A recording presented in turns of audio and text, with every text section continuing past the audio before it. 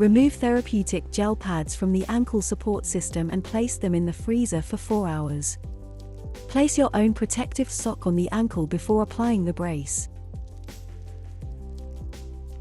Place the foam liner pads inside the rigid bilateral shells.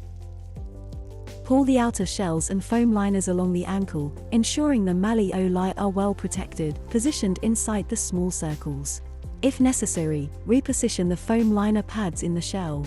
Make sure the brace fits snugly, and then close the brace using the contact closure straps. If necessary, adjust the heel pad with the vertical side straps while the brace is on. Pull straps upward until the desired fit is obtained. Cold pads can be applied many times per day, upon the healthcare professional's advice.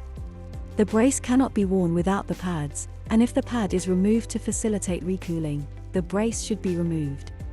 Freeze only the therapeutic pads. Do not place the entire system in the freezer.